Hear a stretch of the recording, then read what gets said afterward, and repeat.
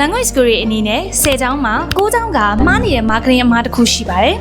။ Language School ရဲ့အနေနဲ့ဒီအမှားကိုစတိုက်လုံးနေမယ်ဆိုလို့ရှိရင်ကျောင်းသားဦးရေတိုးလာမှာမဟုတ်ပါဘူး။ trend တစ်ခုဟော့ဖြစ်တာနဲ့ trend တွေ challenge တွေကို join နေဒါပေမဲ့ chat box မှာထင်သလောက် message တွေမဝင်လာဘူး။အဲ့ဒါဘာကြောင့်လဲဆိုတာသိကြလား။ကို page ကို follow လာလုပ်တဲ့သူတွေက trend ကိုလာကြည့်ကြတာမဟုတ်ပါဘူး။ visa ဘယ်လိုရှောက်ရမလဲ။ interview ဘယ်လိုဖြေရမလဲ။နိုင်ငံခြားမှာဘယ်လိုနေထိုင်ရမလဲစတဲ့အဖြေတွေကိုလာရှာကြတာပါ။ဒါပေမဲ့ theme page မှာ trend video က10ပုံ knowledge video က1ပုံပဲဆိုရင် audience က entertainment page လို့ပဲမြင်သွားမယ် education brand လို့မယုံတော့ပါဘူးအဲ့အစား visa အပယ်ခံရတဲ့အကြောင်းရင်း3ချက် interview မှာမပြောသင့်တဲ့စကား9ခုဒီလို content တွေကကြည့်ပြီးကြုံမသွားဘူး save လုပ်တယ် share လုပ်တယ်နောက်ပြီးတော့ဒီအကြောင်းကတကယ်သိတာပဲလို့ယုံကြည်လာကြတယ် try out လိုက်တာထက်ကျောင်းသားတွေရဲ့အိမ်မက်နောက်ကိုကူညီပေးနိုင်တဲ့ marketing ကပဲ language school ရဲ့ brand value ကိုမြင့်တင်ပေးပြီးတော့ရေရှည်အောင်မြင်မှုကိုဖန်တီးပေးနိုင်ပါတယ်ပြိုင်ဘက်တွေကြားမှာ trend နဲ့မဟုတ်ပဲ quality နဲ့ထင်ပေါ်ခြင်းနဲ့ educational content တွေကို strategy ကြားဖန်တီးပြီး audience ရဲ့ယုံကြည်မှုကိုတည်ဆောက်ခြင်းနဲ့ဆိုရင်တော့